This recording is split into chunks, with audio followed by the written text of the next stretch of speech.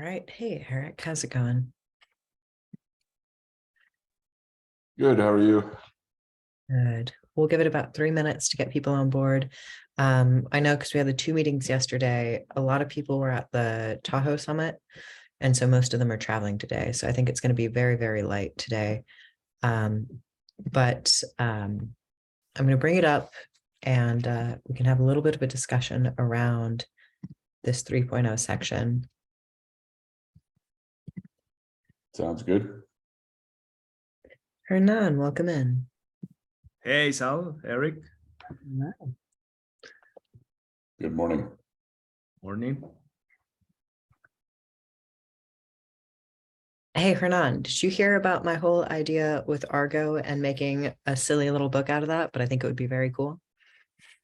Oh yeah, I want to hear that. Yeah. I've heard it before. Yeah, that would be. Yeah. So I guess we got a couple of minutes before to see Yeah. who joins in. And I know that today this is going to be a really, really sort of light group just because we've got most people are on travel at this moment in time. But yeah, so it's really interesting. Right now, we have been working on enabling security for the entire CNCF portfolio. And Argo got to 100% compliance on security through the metrics that we were using. But they didn't graduate from CNCF because their threat model was insufficient. And what's really cool and fun about threat models is that it's a manual process. You're just going in and trying to figure out exactly where potential unknown threats could be. So it very much is going to be a story narrative because there's no automation in the process. Yeah. And I think that this little thing, is great. So this is the actual entity. What is that? This is There's Argo. flashes. Yeah, Oh, these are really? this one. So this is one from a couple of years ago from Los Angeles, and this is the latest one from Detroit from Wow. 2 weeks ago. And if we get them graduated from CNCF, they said they're going to try to create Argo hats, Nice. which is very motivating to me. So I think it's a cool story, but what it allows us to do is define and teach threat modeling for an open source ecosystem and explain to them that the way that they develop their architecture models has to be a what we would call capital V verifiable architecture model. So I don't need a like PNG of your architecture diagram. What I need are a bunch of connecting YAML files that show me what the true endpoints are, that connect to what data stores, that connect to what applications. And with that, we have something that is what we define as interoperable. And there is a very small but potent potentiality that if we create threat modeling for Argo, so here's the issue. Argo just got turned down from CNCF graduation, and they've got a better threat model than some of the graduated projects, meaning that the CNCF has stepped up their expectations for security. That makes sense. Great. But they're dealing with unknown expectations on that side. So I said, great, you have unknown expectations for your regulation requirements. Let's give them the best thing they've ever seen. So good that it makes us redo the graduated projects, which submitted really, really, really limited threat models. Because right now, some of the graduated projects are genuinely the least secure. They are not enabled. I cannot communicate with them if I wanted to do a disclosed vulnerability or an undisclosed vulnerability. More likely. But yeah, I think it's gonna be a really cool story. They're really responsive. And even if you put it out online or into like, I would love a physical book just because I've got all my silly little physical books over here. But explaining threat modeling because it's the only process left in cybersecurity that is not ever going to be overwhelmed by automation. It is your last chance to identify as a human being thinking about the security of your system. How would another human being go about infiltrating it? Because Right. hackers are always smarter than us, right? We only know that the reason why we can't hire the best security researchers in the world is because they're much more financially incentivized to be against us. Yeah, there is exactly that human aspect that is the tricky aspect here is something that is hardly a capability you can automate. So Exactly. yeah, that's where the human aspect of this is interesting and well, from my point of view of content, but also like being able to help like with that threat modeling, as you said, and having like that case study there, Yes. kind of like to tie in a story on that. Yeah, Yeah, it's a that's case great. study. It'll be really valuable. The narrative makes a lot of sense from a story element, but it also lets us write a story that engineers can read and enjoy and then understand these are the processes behind manual threat auditing. And you will die without it, and I will die without it because I can't run an ecosystem. I can't live on an ecosystem unless that ecosystem is self-aware, security speaking. Um, so I guess we can keep this meeting. I was hoping to keep this meeting with the lack of attendance this week to about 15 minutes. And I do have to say that on the rewards and incentives GitHub, I have not made a huge amount of progress in the last 2 to 3 weeks because I have been traveling almost full time. But I'll just put into our quick little notes here a link to the GitHub. And what I would ask right now, so Eric, I'm really curious for these rewards and incentives that we're sitting on right now. It still looks like effectively a blank page only because I haven't moved a lot of the recommendations into the GitHub, which I will do on Monday. But what I'm curious about is if you have any insight or limitations that you want to discuss in advance.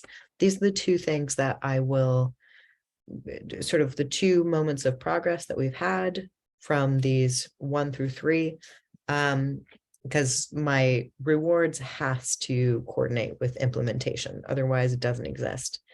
So on the section 2 for implementation, we reached out to Major League Hackathons and are getting them to write us up a 1 to 2 pager on how they would implement that final aspect of if we have someone badged, how will they support holding their hand in working with the maintainer to be able to provide at least one, if not more, security patches? Because I'm not willing to verify someone unless they've provided real tangible value that a maintainer can validate. And working on that social level of open source is where MLH does incredibly well. So they have experience hooking people up. So typically what they do is take a bursary from a corporation, find out what open source projects are essential to that corporation, and then build up interns that will work specifically on those open source projects, functionally giving them, for the price of a junior engineer, a senior maintainer that is sitting inside of their corporation, which is hugely valuable to them. And is something that we really need to work around because that is how open source intellectual property gets maintained. It's maintained in individuals, and individuals are maintained by corporations. If that balance gets upset, we get protestware. And I'm not trying to create that environment. So I'm waiting from them, and I need to hear back from Eddie on my team about how MLH conversations went this last week. But again, MLH was at Tahoe, so we're not going to hear from them until about Tuesday next week. On the other side of that, we had a good-ish call with GitHub. And it was just myself and David Wheeler on the call. Other people were invited, but again, it's Linux Foundation, open source, right? So we showed up, and two things I think were important. The number one takeaway was that GitHub says badges are a waste of time. They don't have value and they're not worth implementing. And that's their view. And I didn't hear anything sideways from that. No one was interested in setting up another badge. However, I explained to them on the other side that we're not creating badges to get at the highest level So let me take one step back.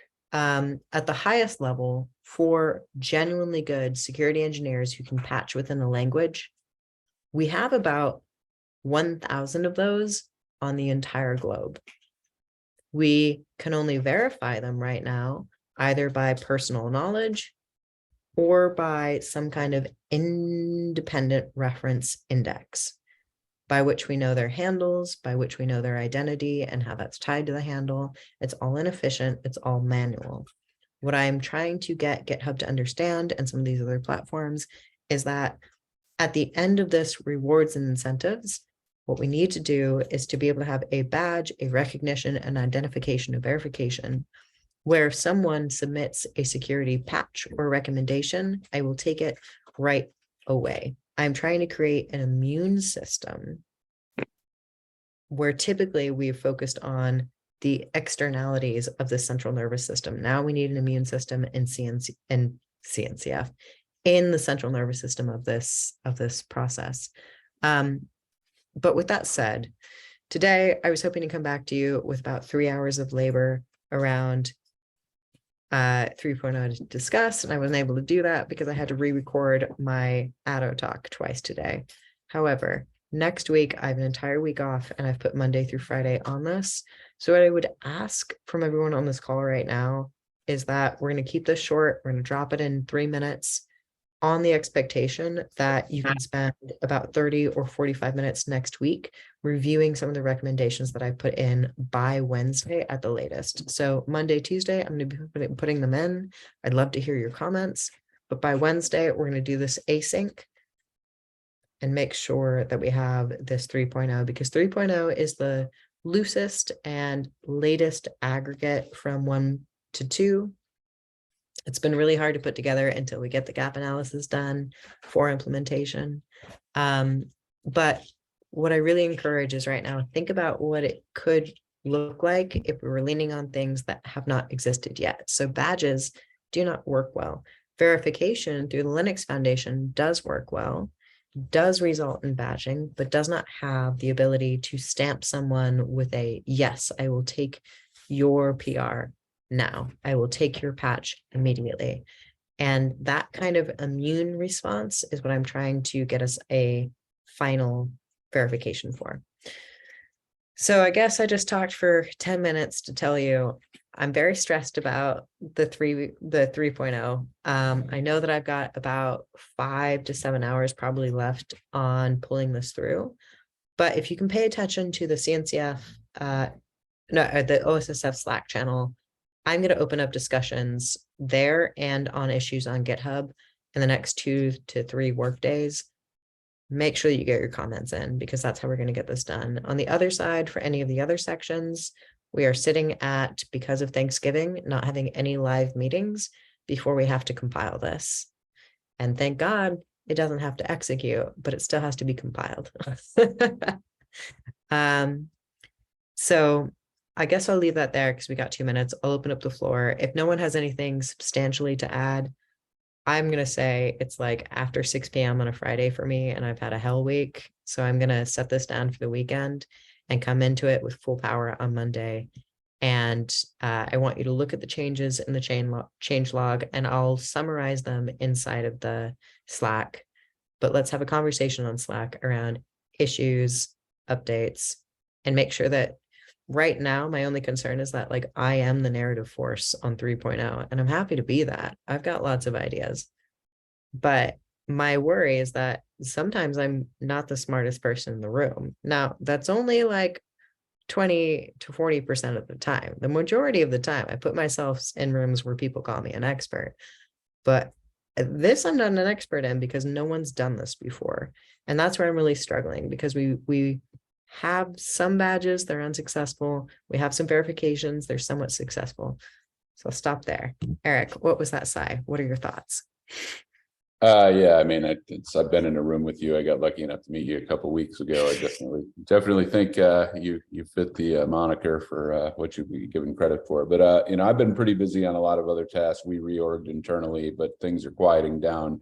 So if you have explicit need help above and beyond just kind of reviewing what you're putting together, if there's explicit areas you want some help researching or getting it up and going, then you can send that to me separately if you like. I'm happy to spend more time on this because my calendar is freeing up a bit. So I've been trying to get to that point, but haven't got there till now. So whatever I can do to help, I'm happy to do it.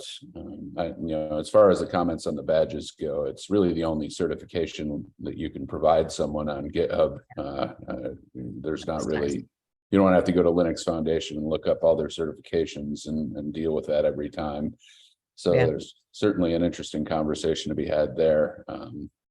Since you can create your own badges and everything on GitHub, I understand their comment, but this is different. It has to be validated with Linux Foundation, right? I need someone who I can validate has sufficient security knowledge in a specific technical stack to be able to be securely aware that they're making a good patch. So what I was trying to explain to them was that they have a very feature mindset at GitHub, which I get, that's great, but that's the problem. If you do not understand that it's not making a feature request, it's not submitting a PR that's like, here's a functionality you can or cannot take, right? There's not an arbitrary decision point. When someone is making a security request of an open source project, it has to be coming from a validated source in order for us to be able to ensure that a maintainer knows it's worth their time. And right now, no open source ecosystem has that verification in place. We have a couple of known contributors who are very good in cybersecurity who are validated by their name and handle only, which makes us particularly open to malicious injection at this time, because if there are 7 very good contributors for cybersecurity, those 7 personas are what I would target as an open source hacker in order to be able to have the highest surface area over an ecosystem, right? So we've created a fragility inside of the system that I'd like to remove with a surface area report of who is and who is not validated. That is my end goal. And I know that I've said that for months, and I have not created a real plan around it. The major blocker for that right now was deciding who our first persona would be and what our first training would be. We now know that that's going to be for AppSec, which is fine. It's important. And it's also done. So that's also very important. But I need to look through the AppSec education that exists. And my issue is that I've looked into it a little bit, and I'm trying to create a generalizable persona of learner scales that isn't triaged only to AppSec. So that's where I'm going to have questions Monday and Tuesday of next week. I'm going to put them straight into that Slack. I'm going to raise them as issues so everyone can see them on GitHub, but I'll put them into the Slack as well. And that's what I want. I just want a narrative communication around some of these. I just want a written record around some of the decision points, because 3 only gets enabled in year 2, and we're trying to enable year 1 right now. So some of these things are subject to change, and we need to have those contingency plans in place, because December 1st, we're submitting this and we need it to be actionable, and actionable with contingencies. I can write. I've written grants before. But I want to make sure that all opinions are encased in that, because we have a really unique opportunity for this year 2 budget to state that we might change our decisions moving forward, which I think is incredibly important for the rewards and incentives, because those are continuously changing within different ecosystems. So I've taken up 20 minutes of everyone's time, and I have absolutely nothing beyond adding in some additional, like a link to a Google Doc on that. That's all I've done the last 2 days. But so everyone on this call right now, if you can spend a good 15 minutes, just 15 minutes, because there aren't a lot of resources out there, 15 to 20 minutes, and go out and find independently from myself any of the security badges that you're aware of, any of the security certs that you're aware of that have 1 or multiple levels. I have my own list, but my concern is that I have not reached it all. So if you can send me any links, I'm happy for repeat links. That gives me a good idea of what's really out there. And I will add those into the module 1 of this and state these are the resources we're aware of. I'll make communication around GitHub, around some of those limitations, because here's the interop that we're dealing with. A lot of the partnerships where we'll get the valuable training from are corporations who have no incentive to participate with us until they understand what the rewards and incentive structure is. So the cart and horse issue is becoming complicated because they don't know why they would get involved unless they would have to pay someone at the end. And yes, to some degree, that's true. You should hire people to do your labor. But we need to make clear to them is that the incentives are external to them. They're sitting in Linux Foundation. They're sitting on GitHub. But it will provide them security support. I'll leave it there because, y'all, it's like 6:30 in the UK. And I have done a lot of other work this week and I'm a little frazzled. But all of next week, I have the week off, which means I'm working on Linux Foundation because you can't get fired from things you volunteer for, no matter how hard you try. So I guess, yeah. I was going to say just before, really sorry, I literally just turned up because I forgot that this meeting was there. So just as a quick recap, we're looking for AppSec badges, AppSec certs. You just want us to kind of put them in the Slack channel, right? Yes. Yeah, cool. Okay, cool. Yeah, so I'll start a quick little thread on the stream 1 of the OSSF page and just say, all right, throw me any badges, certs that you're aware of, but they have to be, and this is the problem, so you're not going to find many, they have to be entirely objectively open source. So it can't be like, have this nice Google cert. And if it is, do label it as such. And I think you're going to find that there's almost nothing out there. That's why we have to do this work. So yeah, with that, my next steps, Monday, I'm going to go through and finish off as well I can the gap analysis from the resources that do exist and focus in on Tuesday on the AppSec identity and make sure that we have a clear triage of, not triage, a clear escalation of basic understanding to that. Like, I'm really going to start with that end idea of a security enabled engineer, because I can tell you this honestly, in my spaces, the only way I know someone is a security enabled engineer, when I'm talking like security clearance spaces, they have to be a citizen of a specific space and they have to be in AppSec for 15 years before I trust them. And if we don't fix that problem right now, we're not going to have new employees in that space.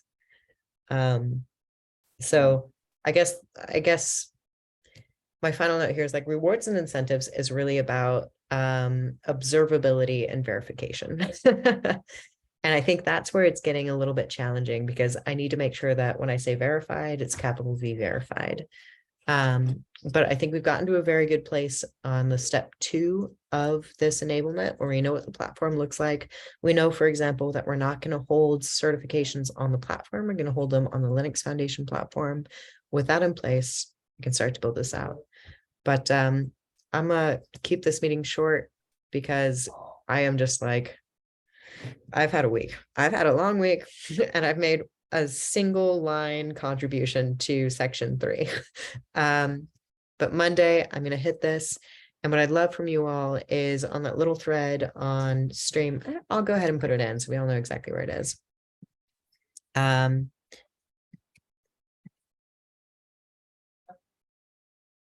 week request.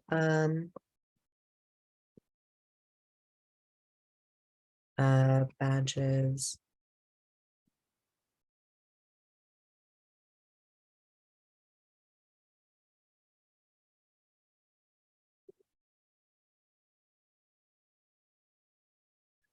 All right, so I put it straight in the stream 1. I was like, last quick request. Here's what you can get to me. Throw that to me. And I will build a little, right? Because we're basically doing a gap analysis of like why badges don't work and a gap analysis of why we have 0 training. And then we have to go back to the federal government and say like, thanks for asking us to coordinate resources, but there are no resources to coordinate. So we're going to need more money for new resources. Because we quite literally in the gap analysis have 5 courses that we can use openly and with open providence. 5 in the world. And that's sad. So we're really going to have to build out a lot of this from scratch. So if you have anything, and also do tell me if you find anything you think has been working particularly well in community groups. I'm going to put out another call on the DevRel Collective and say like, all right, what's been working really well in your community groups? And Monday, Tuesday of next week, fill out this checklist format for year one. But I'm like at the edge of what my mind can do for the week. So I'll let you all go with 35 extra minutes because I will not be productive on this call. But find me on GitHub, find me on the OSSF Slack, and help me with some of these resources. If they're like, if it's the first thing you find on the Google search or DuckDuckGo, that's fine. I just need to know that you're finding resources that I'm finding or something else. As long as I know that I haven't missed anything, I think the answer is there's almost nothing valuable out there. And so we start from scratch a bit. So Have a great weekend. thank you so much for joining in on the call. And is it good morning for you or is it good afternoon? Still morning for me, Central Time. Morning for you. Well, thanks for joining in. I know this was like, we knew no one was going to be on this call with the Tahoe trip, but join us on the Slack. Let's get this done async. And just a reminder to everyone on the call, like December 1st, this gets submitted. So C-Rob's panicking as he should. And I got to get this section done. This section's on me. I know that. So, but throw me any resources you got and we'll be good to go. And so anything you need help with, just if yeah, so a lot of the time because I'm new, I don't really know. Like I'm trying to find where I fit. So if you have anything that you can kind of throw my way, then feel free. Yeah, absolutely. No, you've been doing your part on sections 1 and 2. So really getting this both curation and implementation. That's the stage that we're at right now of engineering what that's going to look like. We need to know what the platform looks like. And incentives and rewards, really, if I can just get best practices that are out there beyond what I know about, if there's anything flashy that I don't know about, I'd love to know now. Because we have to wrap that around the object that we're producing for people to go get training around. And so far, we don't have a single platform that's excited about partnering with us because we only have ideas. We don't have architecture. If we have architecture and an implementation plan, which we should have shortly, partnerships are going to engage more fully. It is possible, and this is why we have to keep this a little bit fluid. It is possible, although this is corporation driven, not open source driven for sure. It's possible that these corporations are still going to want to have certifications that are valid only for their technical stacks, right? That's why they put out this open source training. But we just have to make clear to them that if they provide a content or verification, it's open source and it's global. And that's the end of the story. Otherwise, we can't use it. So it makes it pretty simple. All right. Well, thank you for letting me ramble for a half hour and stress myself out a little bit about what I have to get done. But it ain't getting done today. It's getting done on Monday. So thank y'all so much. But check out the GitHub and check out on Monday around like morning time, your time, or early afternoon, your time. If you come back to stream 1, I'm going to have a review, some issues that I've opened, get that discussion going. Because there's only 3 or 4 points we have to clarify before I have to submit for year 1. So, but no one is on the call. Well, most of the people are on the call that are useful. And thank you for that. But some of the people that are on this call who would have antithetical opinions to me are not present. So I want to make sure that they have a voice. But for now, happy Friday. I will be in touch on Monday. Throw me your comments and thoughts. Thank you. Thanks, Al. All right. Have a good Friday, everyone. I'll see you soon.